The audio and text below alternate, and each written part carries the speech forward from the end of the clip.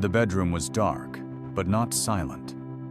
Somewhere in the shadows, a digital clock glowed 3:37 a.m. Its red numerals slicing through the dim like watchful eyes. Curtains hung heavy, sealing away the city's night air, and the scent in the room was clinical, almost sterile. This was no ordinary sleeping space. It was a stage set for an uneasy ritual. On the silk-covered bed lay Michael Joseph Jackson, a man whose life had been lived before millions, now reduced to a figure adrift in a restless half-sleep. His breathing was uneven, shallow, the rhythm of a body that had not known true rest in years. Holmby Hills was quiet that night. Beyond the gates and manicured lawns, the world's media slept, unknowing. Inside, the mansion's stillness was disturbed only by the soft mechanical hum of medical equipment. An IV stand in the corner, tubing coiled like a pale serpent, bottles of clear liquid catching the faintest light. They looked out of place here, against the ornate furniture and velvet drapes, but they had become part of the scenery in Michael's final weeks. Sleep had become his rarest possession. For years, insomnia had stalked him like an unshakable shadow. The pressure of the upcoming "This Is It" concerts gnawed at him in the quiet hours. 42 shows, sold out in record time each one, a promise to the world that he could still defy time, still move like the young man who moonwalked across the stage decades ago. Yet behind the public announcements and choreographed smiles, there was the truth of these late nights. The trembling hands, the pacing, the whispered requests for milk, his private code for the anesthetic propofol. Down the hall, Conrad Murray, the personal physician paid to keep Michael strong for the stage, moved softly. He had his own room in the mansion, but most nights were spent at Michael's side, his presence as much a part of the nightly routine as the drugs themselves. It was a strange intimacy, doctor, and patient bound not by the pursuit of health, but by a shared descent into dependency. Outside the mansion, the moon hung low and pale. Inside, the ticking of the unseen house clock seemed louder than it should, marking the passing seconds in a room where time felt suspended. In moments like these, fame was irrelevant. There was no stage, no crowd, no applause. Only the fragile body of a man who had been a boy under spotlights too bright for too long. There is an irony that stalks many great performers. The very force that propels them to greatness often becomes the weight that crushes them. For Michael, sleep was not simply rest, it was escape. Escape from the rehearsals, from the tabloids, from the mirror that reflected both legend and ghost. Yet each escape carried its own peril. And on this particular night in June 2009, the line between relief and surrender was thinner than ever.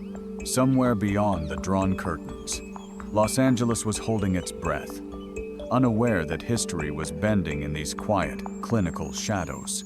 The problem had not begun that night. It had been growing for years, layer upon layer of exhaustion. Each tour, each lawsuit, each rumor adding its own weight. By the summer of 2009, Michael's relationship with sleep had become a private battlefield. The rehearsals for This Is It were grueling, the choreography demanding, and the stakes impossibly high. In public, he smiled, sometimes shyly, sometimes with that electric flare of charm the world adored. But in private, the hours after midnight were a long, punishing corridor he could not seem to walk through alone. Insomnia had been Michael's shadow since the 1982nd. Friends and former staff would later recall the strange rhythms of his life: dinners at dawn, sudden bursts of creativity at 3 a.m., rehearsals held when the rest of the city was asleep. But as the years passed, the shadow grew heavier, darker. The natural remedies stopped working. So did the sleeping pills. Even sedatives lost their edge. Michael had begun to speak of his bed as a place of torment. It was, for him, a stage without an audience, where he faced the relentless applause of his own thoughts. In this private war, doctors became both allies and suppliers. Over time, The boundary between medical care and dangerous accommodation blurred. Conrad Murray was only the latest in a long line of physicians who had been drawn into the orbit of a man both vulnerable and impossibly famous. He was different, though present every night, part of the very air Michael breathed after dark. By 2009, the nightly routine had taken on the precision of a ritual. The bedroom dimmed. The doors closed. The four prepared. Milk was the code simple, almost childlike, a word that masked the truth. Propofol, a powerful anesthetic used to render patients unconscious for surgery. It was never meant for home use. Its effect was absolute blotting out awareness, silencing the mind's ceaseless noise. For Michael, it was not about indulgence. It was about control. The control to decide when the world would fade to black. That night, the request was the same as always, but the circumstances were sharper. Now there were only days left before the first concert. He needed to be at his best. And yet, the cruel paradox. The harder he tried to rest, the less rest would come. Murray had been trying, or so he later claimed, to wean Michael off propofol in favor of less risky sedatives. But those alternatives were never enough. The star's body had grown too used to the heavy embrace of the drug. Without it, sleep was a door forever closed. That night, Michael had reportedly gone hours without true rest, his anxiety building in quiet waves. The weight of 42 performances, the expectations of millions, and the haunting knowledge of past cancellations pressed down on him. Failure was not an option. In the dim bedroom, the IV was prepared once more. The room seemed to hold its breath. Beyond the curtains, the night deepened. Somewhere in the house, a clock chimed softly. One more reminder that morning was not far away. The psychology of dependence is a kind of quiet erosion. It does not always announce itself with chaos. Sometimes it is built of small, nightly bargains. Just one more time. Just until the concerts are over. Just until I feel normal again. But dependence, like insomnia, is a patient predator. And on this night, it had the advantage. Outside, the first hint of pale blue had begun to touch the horizon over Los Angeles. Inside, the man the world called the King of Pop was surrendering, yet again, to the one force that could quiet the noise. In the soft gloom of the mansion's upper floor, Conrad Murray moved like a shadow. His footsteps were nearly soundless on the carpet, the kind of movement one learns when a room's occupant is fragile, unpredictable, and tethered to a delicate balance. He had been with Michael for weeks now, living in the same house, adjusting his own sleep to match the restless cycles of his patient. To Murray, this was not just a medical role. It was a guardianship of sorts, though one that would soon come under fire from every angle. The relationship between doctor and star had grown intimate in its own peculiar way. Michael trusted few people, and Murray had been brought in under the promise of exclusive care. The pay was astronomical, the hours relentless. His presence was both professional and personal, a caretaker, a confidant, an intermediary between Michael's body and the crushing demands of the world outside. But in that trust, there was also danger, the quiet understanding that boundaries could be bent, even broken, if it meant keeping the star performing. That night, Murray kept to the shadows, moving between the small table of medications and the bed where Michael lay. The walls of the room absorbed their quiet exchanges, the words reduced to murmurs.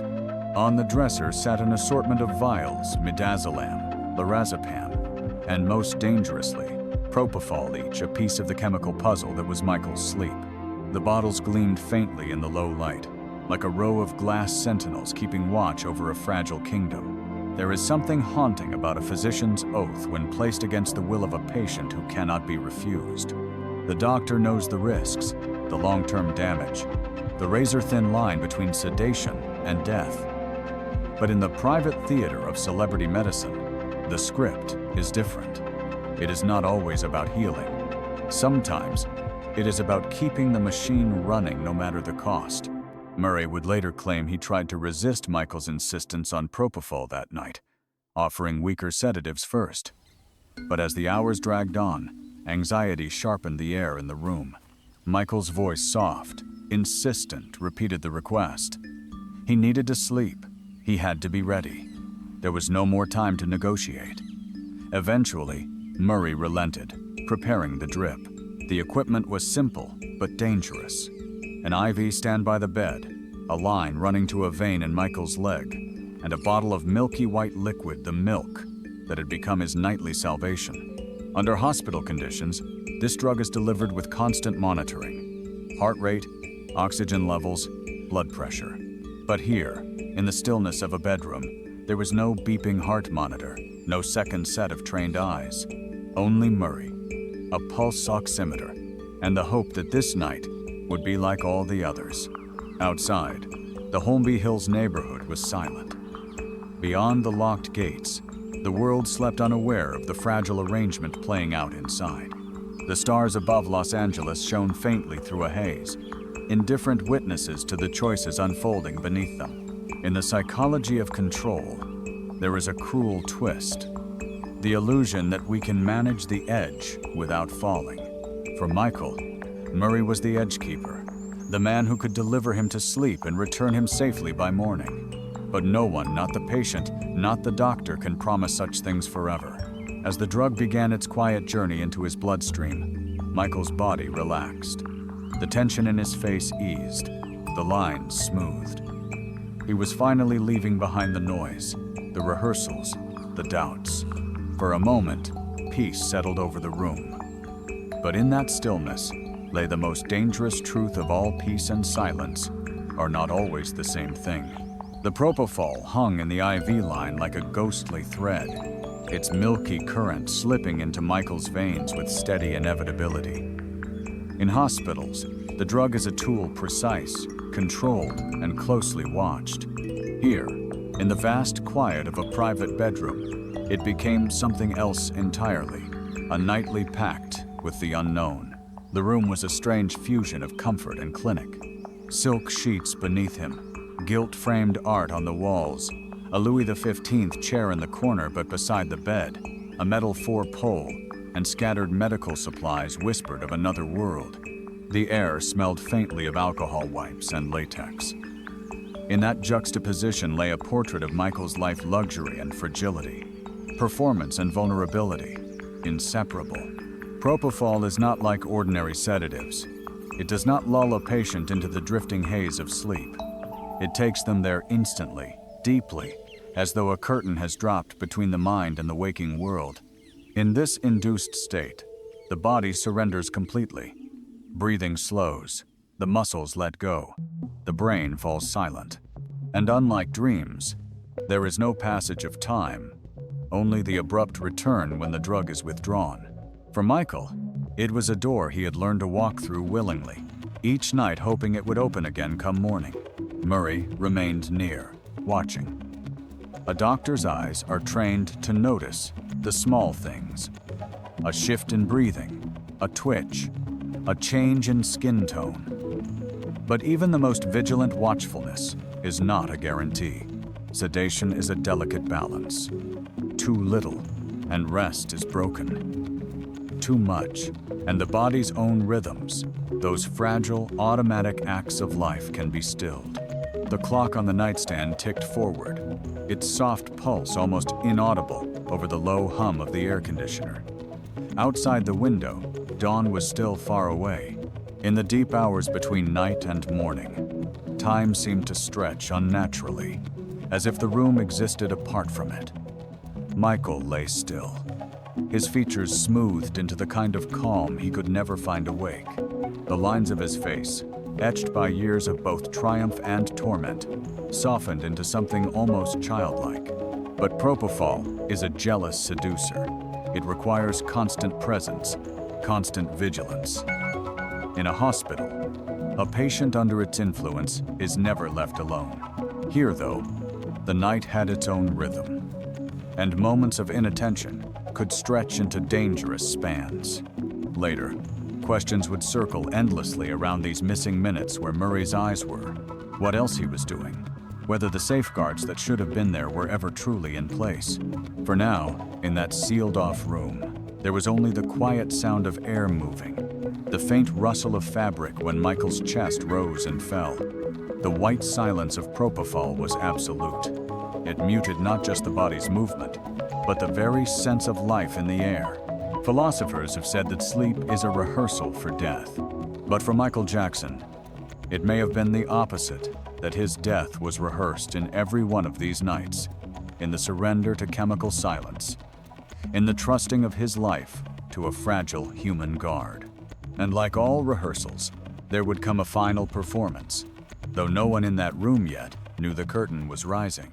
Somewhere deep inside, his body continued the ancient work of breathing, unaware that each breath was now balanced on the finest of edges. Only hours earlier, the air around Michael had been different, charged, alive, humming with the electricity of performance. The Staples Center stage had been his kingdom, its wide black floor, his familiar battlefield.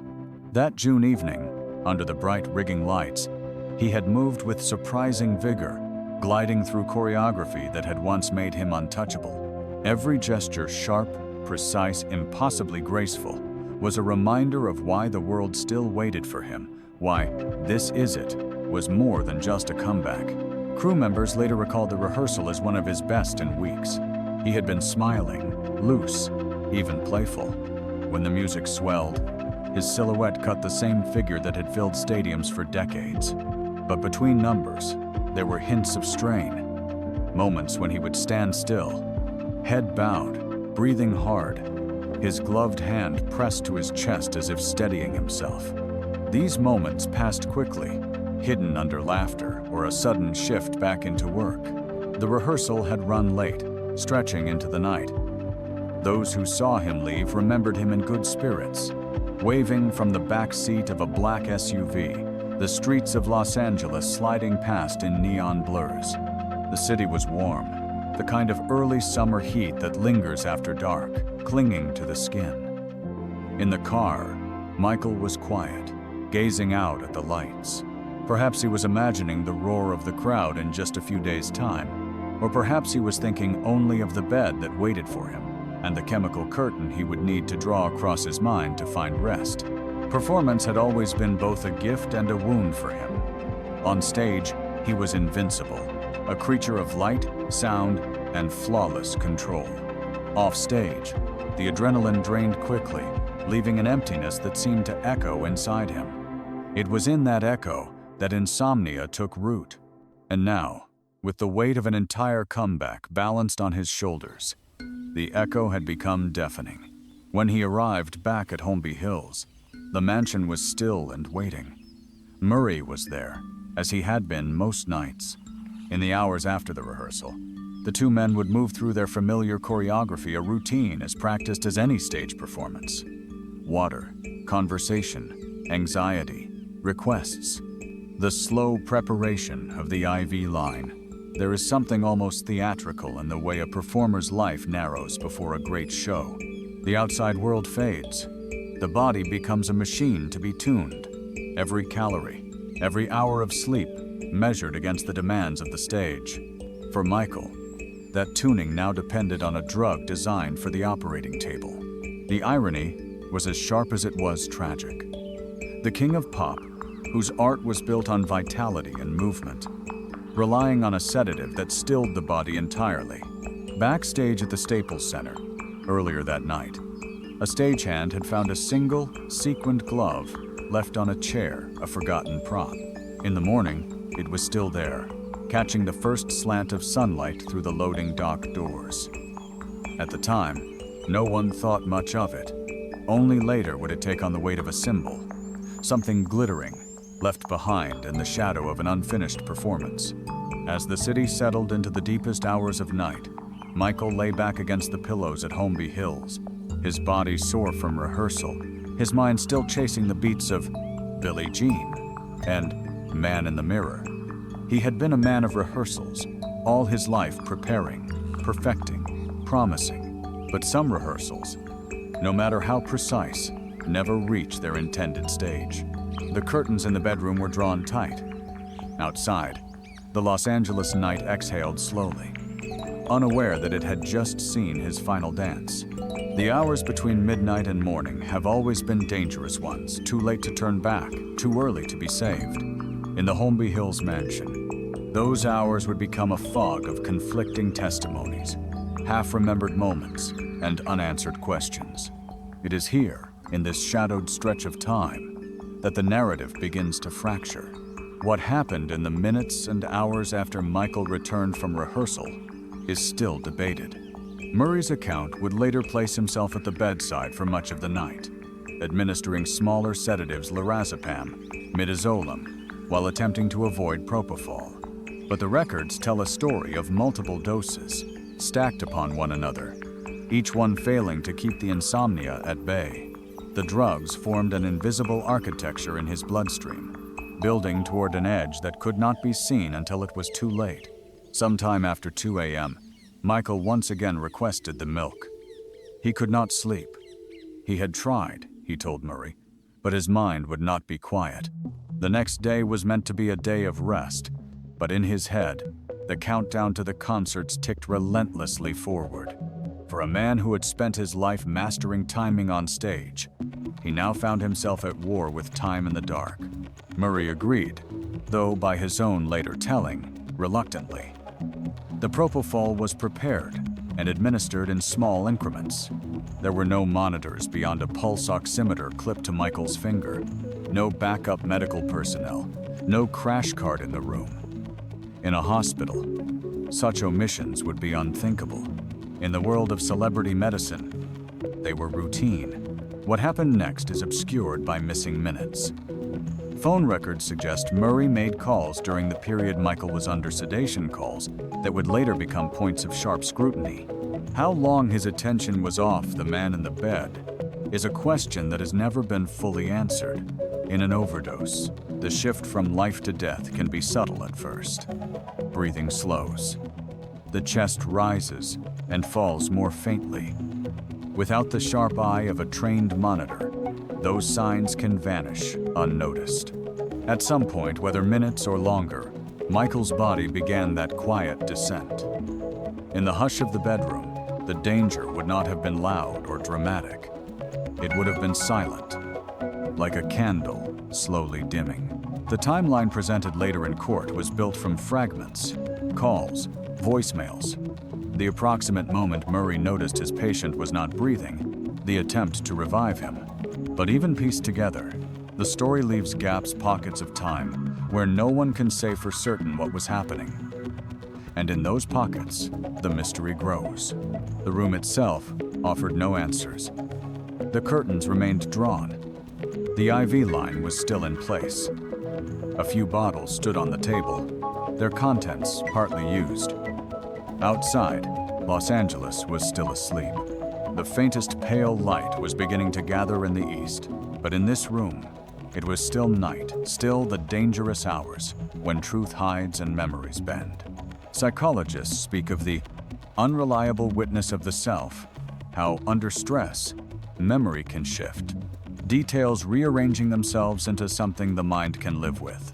Whether intentional or not, the accounts of that night carry this haze. What Murray remembers, what he does not, and what may have been reshaped in the telling, these remain points on a map that can never be drawn with perfect accuracy. By the time the sun rose, the missing hours would become the most contested stretch of time in the story of Michael Jackson's death. They were hours without witnesses, without cameras, without the kind of certainty that can be locked in evidence. Only 2 people had been in that room for most of the night, and one of them would never speak again. When the moment came, it did not arrive with drama. There was no cry, no convulsion, no warning to break the stillness. Only an absence, a breath that never returned. Murray would later say he found Michael unresponsive, his body cool beneath the thin fabric of the sheets. The pulse oximeter that should have sounded an alarm had been silent, or perhaps ignored. In the space where his patient's chest should have risen and fallen, there was nothing but the still air of the room. Panic, when it enters a space like this, is both explosive and delayed. Murray began chest compressions on the bed itself, an odd choice, since proper CPR requires a firm surface. He claimed he was too desperate to waste time moving him to the floor. His voice on the phone with security was tight, urgent. Yet, number 911 call was placed from the room immediately. Instead, there was a strange relay of messages. Security to assistant, assistant to emergency services. The delay would become one of the sharpest questions in the investigation. When paramedics finally arrived, the room felt crowded for the first time that night. They found a scene that didn't match the calls they'd received. A patient in full cardiac arrest, an IV still running, medical equipment scattered in a way that seemed both hasty and too clean. In the official log, the call was received at 12:21 p.m., though Murray later insisted he had discovered Michael in distress earlier than that. The gap, whether minutes or longer, would be dissected endlessly, each side offering a different picture of urgency, hesitation, and hopelessness. The paramedics worked quickly, attaching monitors, delivering shocks, flooding his veins with drugs meant to pull the heart back into rhythm. But their eyes, trained to read the body's unspoken signs, knew almost instantly how little time remained. His pupils were fixed. His skin had taken on the pale hue that no amount of oxygen could restore. Outside, word had not yet escaped. The street beyond the mansion's gates was still empty. The morning heat was building. Inside, the team continued their work, carrying him down the grand staircase on a gurney, the house now filled with the dull thump of compressions and the mechanical hiss of ventilation. The white glove of one paramedic brushed the banister as they moved, leaving a faint smudge, a human mark in a place that had moments ago been sealed off from the world. In critical moments, every choice becomes a matter of consequence. The timing of the first call, the decision to perform CPR on the bed, the minutes spent without an ambulance en route. Each detail became part of the official narrative, but also part of something less tangible. The feeling that perhaps, in some way, the outcome had been decided before help was even called. There is a cruel truth in emergencies. The clock does not forgive. Once oxygen is cut off, the brain begins its countdown. In that room, the count had likely ended before the sirens ever drew close. When the doors of the ambulance closed and the vehicle pulled away toward UCLA Medical Center, Michael's fate was already sealed. Yet the outside world still imagined him alive, still believed in the possibility of revival. For the man who had seemed immortal on stage, there was still one final illusion left to break. UCLA Medical Center was a fortress of glass and steel, standing in the sharp midday light. When the ambulance arrived, its siren had fallen silent, as though already conceding the inevitability of what it carried. The gurney was wheeled inside with urgency, but without chaos. Medical professionals know the choreography of loss too well. Inside Trauma Room 1, a team of doctors and nurses surrounded the figure on the table. They moved quickly, methodically. Fresh rounds of CPR, adrenaline injections. The cold, efficient bark of vital signs called out at intervals. Yet beneath the rhythm of their work was the quiet recognition that they were fighting a tide already too far gone. His body told its own story, skin cool, lips pale, the pulse absent in every artery they searched. In the waiting area, Michael's staff and a few family members began to gather, drawn by cryptic calls and frantic messages. Outside, news vans had already started to appear, tipped off by whispers that something had happened to the king of pop. The crowd was small at first, just a few reporters, uncertain and restless, but it would grow with frightening speed, the way water floods a space after a dam has cracked. Back in the trauma room, the resuscitation continued. Every so often, a staff member would glance at the clock, its hands cutting their relentless path forward. In that sterile space, time felt both blindingly fast and painfully slow. The heart monitor traced a flat green line, interrupted only by occasional blips from the electrical shocks. The air was thick with the smell of antiseptic and the sound of rubber soles scuffing against the floor.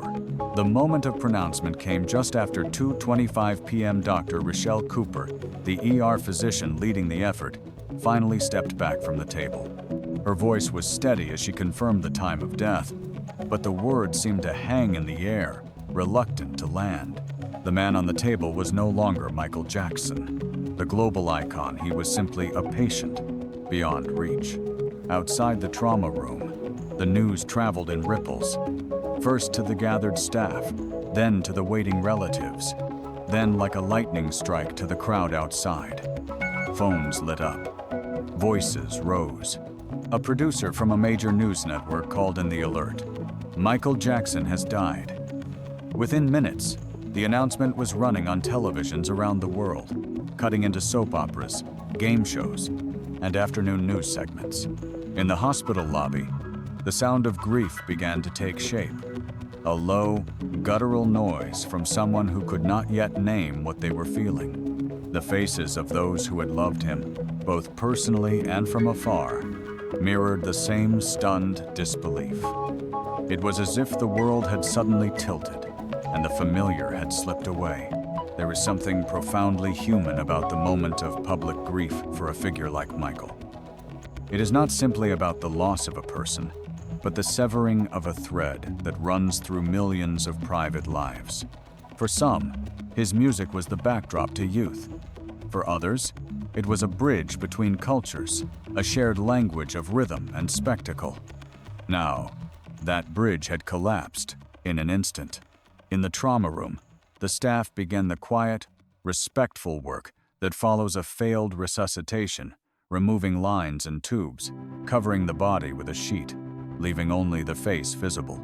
The sheet was tucked with care, the final gesture of a duty that had outlasted hope. Outside, the sun was bright, almost indifferent, casting harsh light on the faces in the growing crowd. The flashing of cameras had already begun, each burst capturing a fraction of the story. A story that, in truth, had only just entered its most contested chapter. The trial that followed would become less a search for truth than a public autopsy of reputation, medicine, and the machinery of fame. In 2011, 2 years after that fatal day, Conrad Murray stood in a Los Angeles courtroom, accused of involuntary manslaughter. The proceedings had the slow, relentless pull of a tide drawing in witnesses, evidence, and the unspoken weight of a global audience. The prosecution's case painted a picture of recklessness, a physician administering surgical anesthetic in a private home without proper monitoring, leaving the patient unattended, delaying emergency calls. The list of departures from standard medical practice was long, each one a cut in the image of a man sworn to preserve life. They spoke of the missing monitoring equipment, the cocktail of sedatives, the phone calls during sedation. Each detail was framed as another brick in the wall of negligence. The defense countered with its own narrative, one of an insistent patient, accustomed to getting what he wanted, desperate for sleep at any cost. Murray, they argued, had been trying to wean Michael off propofol, but the star's demands and history of dependence left him with little choice. To them, it was a tragedy born of the impossible pressures surrounding a man whose very survival depended on performing for millions. In the witness box, former staff and medical experts walked the court through the intimate details of Michael's final months, how he rehearsed, how he rested, how he asked for the milk. Their words were clinical, yet underneath ran an undercurrent of disbelief, as if even now they struggled to reconcile the fragile man they knew with the icon the world had adored. The courtroom itself seemed to mirror the strange duality of the case. On one side, the sterile language of medicine and law. On the other, the raw emotion of fans who gathered daily outside the courthouse, holding posters, singing his songs, sometimes weeping openly when new evidence was read aloud. Each day's testimony was not just about the events of the 25th of June, 2009. It was about the larger question of what had been done to Michael Jackson over a lifetime. Murray's own words, recorded during police interviews, became a haunting refrain. "He was my friend. I wanted to help him sleep." The statement was simple, but its shadow was long. Where does help end and harm begin? How much responsibility lies with the caretaker, and how much with the person who demands care at any cost? The verdict came on the 7th of November, 2011. Murray was found guilty. The courtroom erupted, some in relief, others in quiet outrage. He would serve 2 years of a 4-year sentence, a fraction of the time many believed appropriate. Yet even with the conviction, the central mystery of that night remained untouched. The verdict could label negligence, but it could not explain the deeper architecture of dependency, pressure, and fear that had built to that point. In the weeks after, television networks aired documentaries, talk shows replayed clips from the trial. Analysts debated the case's lessons for celebrity medicine. But beneath the noise, the unanswered questions lingered. Who else knew the depth of Michael's condition? How long had the nightly rituals gone on? And could anyone have truly stopped him from seeking the silence he craved? Justice, in the legal sense, had been served. But in the court of public memory, the scales never settled. For some, Murray was the villain who delivered the final dose. For others, he was a scapegoat, a man caught in the undertow of a star's unrelenting world. The truth, perhaps, was more complicated than either side could bear to admit. Outside the courthouse, the November sky was overcast. A light rain began to fall, speckling the posters and photographs held by fans. Some stayed, singing softly, their voices weaving through the sound of traffic. Others drifted away, clutching their mementos close, as if protecting something the trial had failed to touch. In the years since that June night, Michael Jackson's death has become less a single event than a mirror, one in which people see the truths they are willing to believe. For some, it reflects a story of medical negligence, a fatal breach of trust between doctor and patient. For others, it is the inevitable ending for a man who had been burning himself down in slow motion for decades, caught in the impossible machinery of his own legend. The Holmby Hills bedroom is long emptied, its curtains drawn back, the IV stand gone. But in the collective imagination, it remains preserved in low light, the air heavy, the digital clock holding the same unyielding hour. Objects take on the weight of relics, the oxygen tank, the vial, the gloves, and each is passed through the lens of speculation until fact and symbol blur. In the mythology of celebrity, death does not close the story, it fractures it. Fans, journalists, biographers, and conspiracy theorists have all taken their turn filling the silences left behind. Some speak of cover-ups, of deeper forces that could not afford for Michael to speak freely. Others linger on the cruelty of fame, on how the demands of spectacle hollowed out the man beneath the crown. The truth remains like light, through fog, visible yet impossible to touch. Even in his lifetime, Michael had wrestled with the idea of the mirror, most famously in song, but also in private reflection. A mirror tells the truth, but only as much as the one looking is willing to see.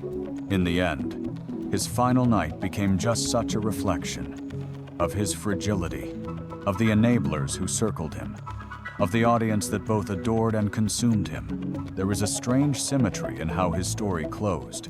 On stage, his life was measured in beats and crescendos. In death, it was reduced to breaths and heartbeats, counted down by monitors until there were none. He had rehearsed for perfection his entire career, but the rehearsal that mattered most, the one for rest, for peace, was the one he could never master. The world has not stopped speaking his name.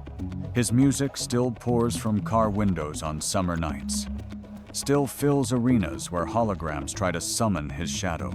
And yet, For all the light he left behind, his final hours remain locked in a room where only two people truly know what happened, and only one could ever tell it. Somewhere, in an archive of evidence, the recordings, transcripts, and photographs from that night lie in cold storage. To investigators, they are a closed file. To the public, they are the last known traces of a man whose life was lived in relentless exposure, but whose death slipped into a pocket of secrecy. It is tempting to believe that with enough searching, the complete truth could be unearthed, that the missing minutes could be restored, that the exact moment the tide turned could be pinpointed. But perhaps that is the final tragedy, that the man who gave the world such precision and rhythm and movement left behind a final act written in ambiguity, and so the mirror remains, catching light, reflecting different shapes to each who stands before it. Some see a victim, others see an architect of his own undoing, but all see the outline of a man who, for one last night, stepped away from the stage and into the quiet, a quiet from which there would be no return.